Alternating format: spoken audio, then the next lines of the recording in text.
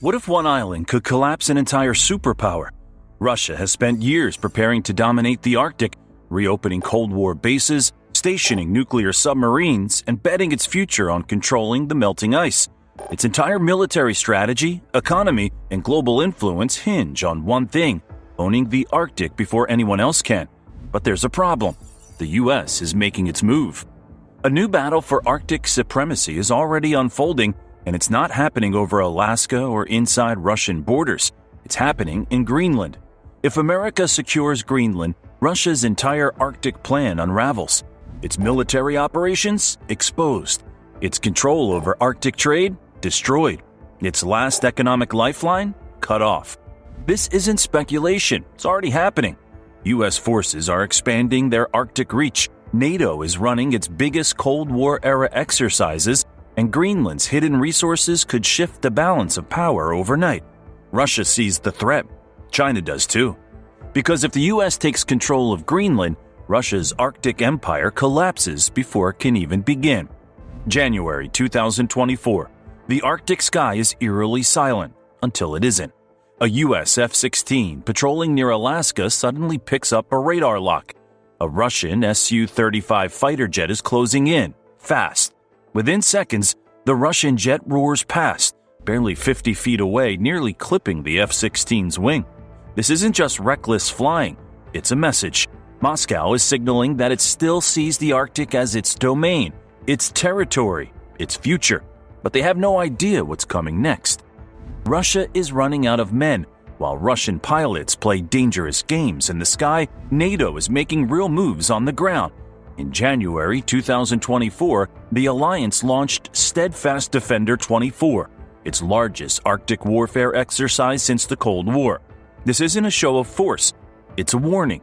Over 90,000 troops from all 31 NATO members, plus Sweden, are mobilizing, running Arctic combat drills designed to simulate real-world conflict in one of the most unforgiving environments on Earth. Fighter jets are being scrambled for mock dogfights over frozen seas. Warships are moving through icy waters, practicing naval blockades. Cyber teams are testing electronic warfare, jamming enemy satellites, and preparing to shut down communications in the event of a conflict. This isn't just another military drill. This is NATO proving that it can crush any Arctic threat before it even begins. But the real story isn't just about NATO. It's about the United States executing its own Arctic strategy, one that directly threatens Russia's control over the region. While Steadfast Defender unfolds in public view, the U.S. has launched a highly classified military mission called Operation Polar Dagger. Official details are scarce, but military analysts believe it involves deploying stealth bombers capable of Arctic strike missions, enhancing submarine surveillance near Russian naval bases, and strengthening radar networks to track hypersonic missile tests.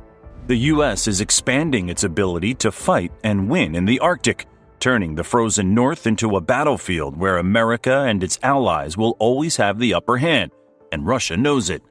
For years, Moscow has poured billions into Arctic militarization, reopening old Soviet bases, deploying advanced missile systems, and stationing nuclear-powered icebreakers along key shipping lanes.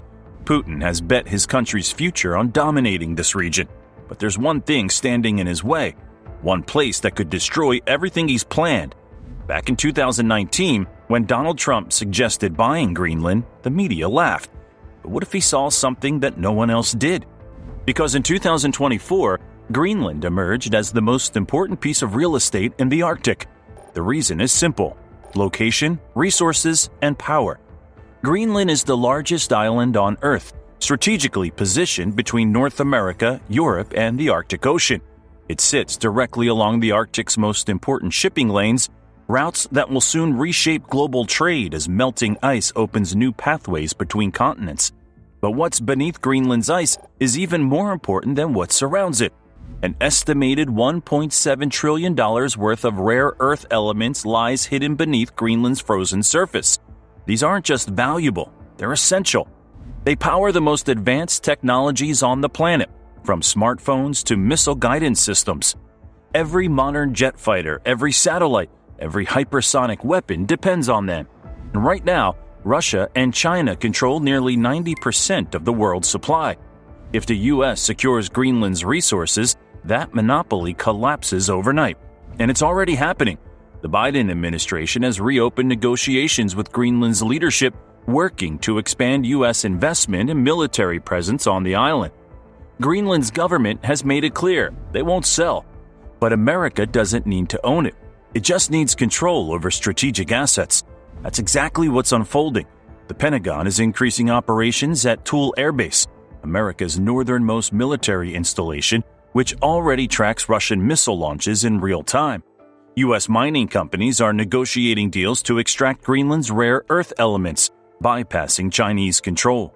Denmark, which officially governs Greenland, is strengthening its defense agreements with the U.S., paving the way for an expanded American presence. Russia is watching this happen, and they see the threat. China is too. Because both know what it means. If the U.S. solidifies control over Greenland, Russia's Arctic ambitions are dead. Its ability to operate undetected in the region is over. Its energy and trade strategy collapses, and its dominance in rare earth minerals, the backbone of its military technology, disappears. The Arctic is no longer a frozen wasteland. It's the next great battlefield. And Greenland? It's the high ground.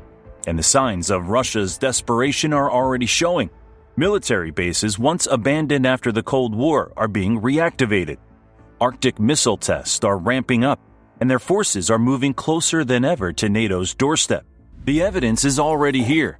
Russian military bases in the Arctic now sit closer to Canada's northernmost outpost than that outpost is to Ottawa. What was once an abandoned wasteland of Soviet ruins is now one of the most heavily militarized regions on Earth. Russia has reopened over 50 Soviet-era Arctic bases, reinforcing them with 13 air bases, 10 radar stations, and 20 new border outposts. Fighter jets, long-range bombers, and nuclear-capable missiles are now permanently stationed in the Arctic. It's a full-scale militarization effort, one designed to control Arctic trade, intimidate NATO, and deter any challenge to Russian dominance in the region. But bases alone won't win this war. Weapons will. Russia is aggressively testing hypersonic missiles over Arctic waters, some of them capable of traveling 9 times the speed of sound, hitting targets over 1,000 kilometers away before they can even be detected.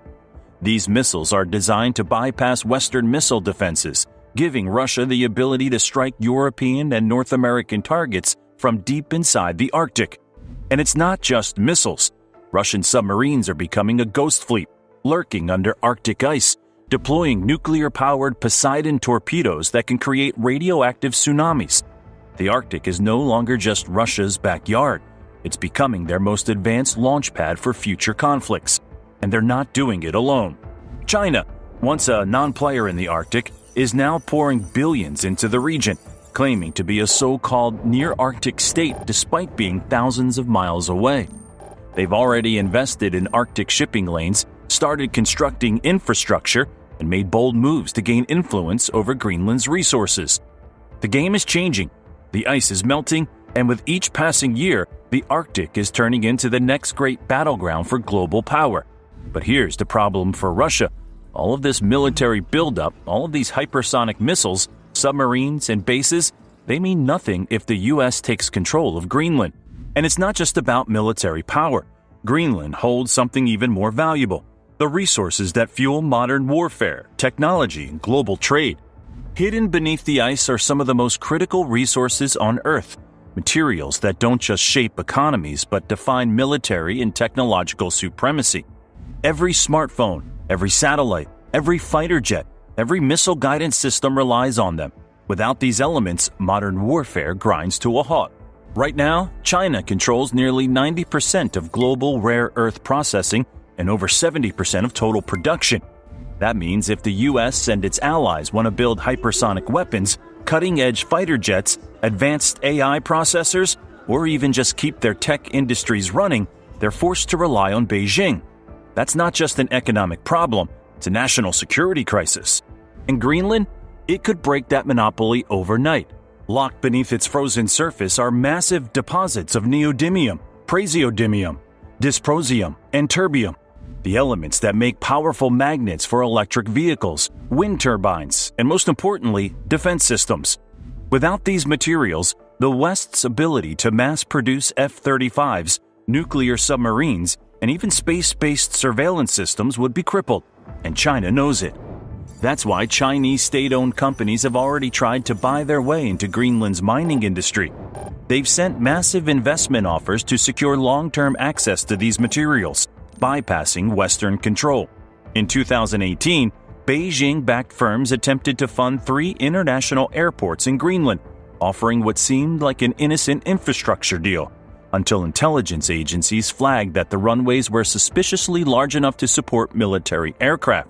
The Pentagon saw the move for what it was: China's quiet attempt to gain a foothold in the Arctic. Denmark shut the deal down, but Beijing didn't stop there. Through a web of state-linked companies, China has pushed for exclusive mining rights in Greenland, aiming to dominate its rare earth sector, just as it has in Africa and Southeast Asia. The goal? Total control over the world's most valuable resources. But the U.S. and its allies are pushing back.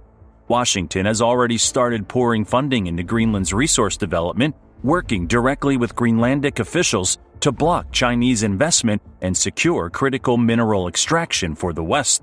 The European Union has followed suit, labeling Greenland as a key supplier for Europe's long-term rare earth strategy. The problem?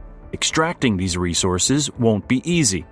Greenland's environment is one of the harshest on the planet, mining through thick permafrost, operating in freezing temperatures, and dealing with limited infrastructure make resource extraction a logistical nightmare. Any operation would require massive investment, not just in mining, but in building ports, roads, and energy supplies to support extraction. And there's another challenge: Greenland's people. Greenland's leadership is cautious. They know their island is sitting on the next great resource war, and they don't want to be exploited. While they've rejected selling Greenland outright, they're open to economic partnerships, but only on their terms. That means any mining project will be under heavy environmental scrutiny, ensuring that Greenland isn't turned into just another strip-mined wasteland. But despite these obstacles, the race is already underway. If the U.S. succeeds in securing Greenland's resources, it would permanently shift the balance of global trade and military production. No longer would China dictate access to the materials that power the world's most advanced weapons. No longer would Russia be able to funnel Arctic wealth into its war machine. Control Greenland, control the future. And that's exactly what America is trying to do.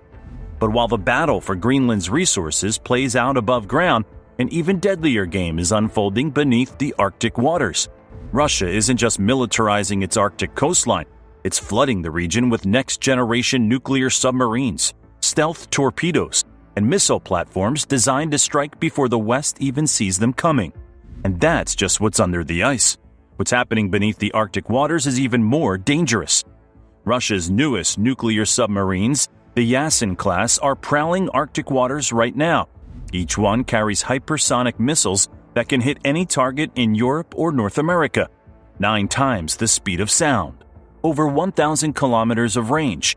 By the time you detect these weapons, it's already too late. NATO knows this threat is real. That's why in January 2024, they launched Steadfast Defender, deploying 90,000 troops across the Arctic region. This wasn't just another military exercise. It was the largest Arctic warfare drill since the Cold War, specifically designed to counter Russia's growing threat. And these threats are getting bolder.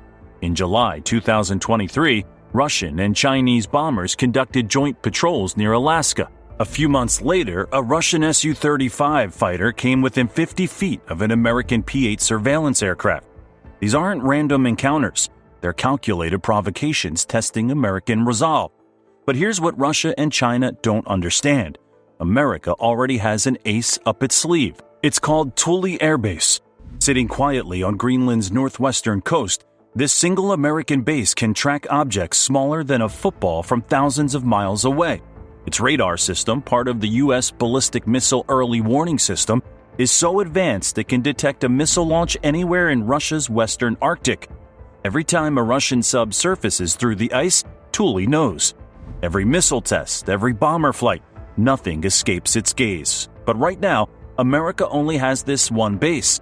Here's where Trump's Greenland plan gets interesting. Thule is just one spot on a massive island. U.S. military strategists have already identified 3 other locations perfect for similar bases. A network of installations across Greenland would create an impenetrable surveillance wall along Russia's entire Arctic frontier. The military implications would be devastating for Russia. Their new Poseidon nuclear torpedoes tracked from launch. Those hypersonic missiles spotted before they reach full speed. Secret military exercises? Not secret anymore. Arctic submarine patrols? Monitored 24/7. The Russians understand exactly how bad this would be.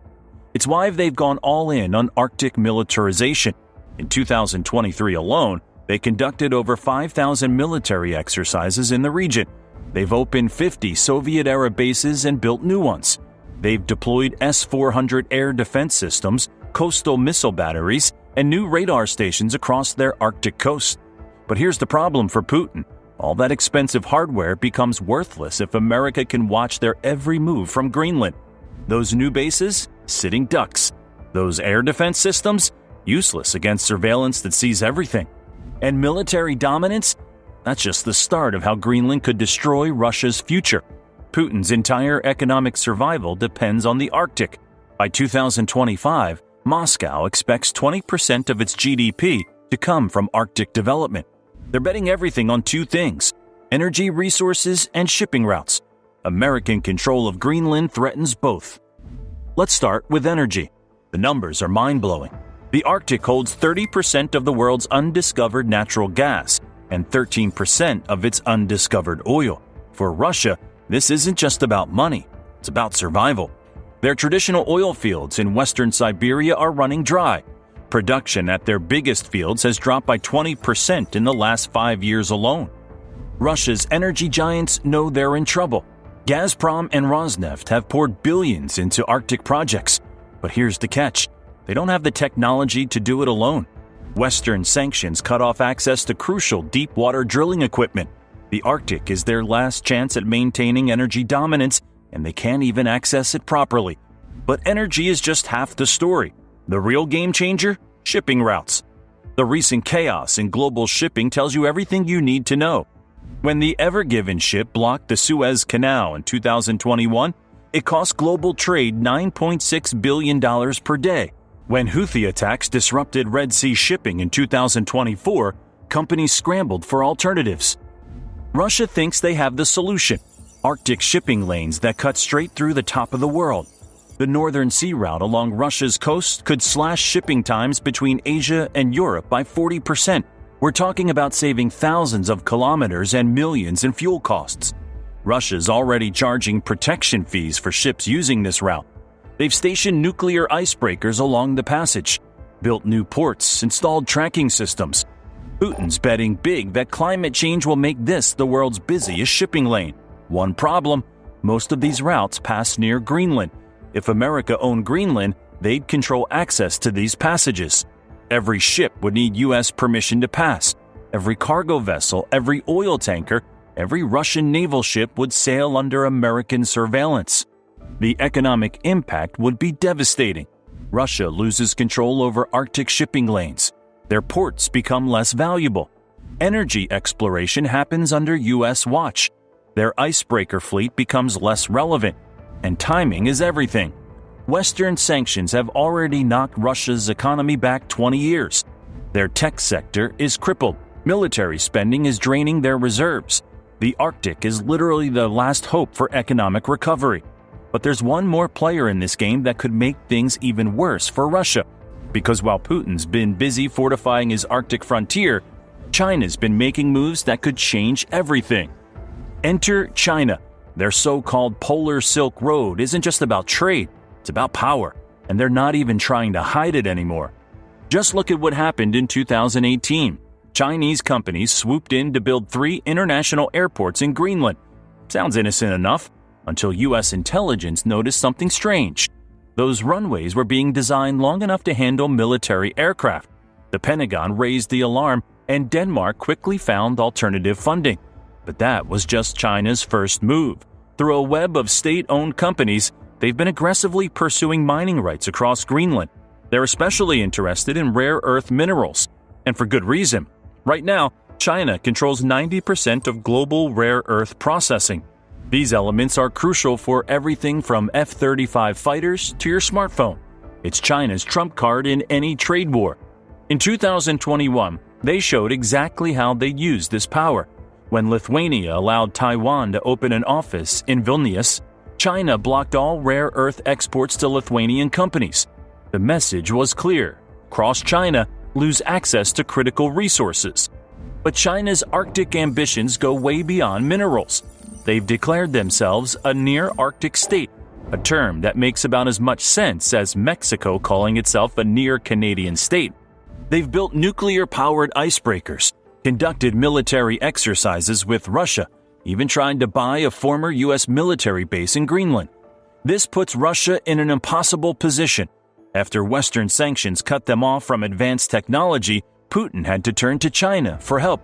Chinese companies are now critical investors in Russia's Arctic energy projects. Chinese ships are the biggest users of Russia's Northern Sea Route, but every deal with China comes with strings attached. Those Chinese investments in Russian energy projects? They came with deep discounts on oil and gas prices. Is Chinese technology replacing Western equipment? It gives Beijing access to crucial data about Russian operations. Russia's becoming the junior partner in its own backyard. And this is where American control of Greenland becomes Putin's ultimate nightmare. Imagine the scenario: American bases watching from the west, NATO allies in the east, and China slowly taking control of the resources and shipping routes Russia needs to survive. Every Russian submarine would be tracked. Every Chinese ship would need U.S. permission to pass. Every joint Russia-China military exercise would happen under American surveillance. And all of this is happening because of one unstoppable force: climate change. The Arctic ice sheet is melting faster than anyone predicted, turning what was once an impenetrable frozen fortress into a new frontier for global power. By 2040, scientists expect the Arctic Ocean to be completely ice-free during summer months. That's not just an environmental crisis, it's a strategic revolution. Passages that were once blocked by ice year-round are opening up. Resources that were impossible to reach are becoming accessible. But America's potential control of Greenland changes everything. While Russia and China rush to exploit the melting Arctic, the U.S. could become the responsible steward of this critical region. American control wouldn't just mean military superiority. It would mean protecting one of the world's most sensitive environments from reckless exploitation. Think about what's at stake: critical shipping lanes that could reshape global trade, vast natural resources that could power the next century, scientific research that could help fight climate change, strategic positions that could prevent future conflicts. This isn't just about stopping Russia or containing China. It's about securing a peaceful, stable Arctic under American leadership. The kind of leadership that brought peace and prosperity to Europe after World War II. The kind of leadership the world needs now more than ever. So maybe Trump wasn't crazy after all. Maybe he saw what others missed. Greenland isn't just strategic real estate. It's the key to America's role as the guardian of Arctic peace and prosperity.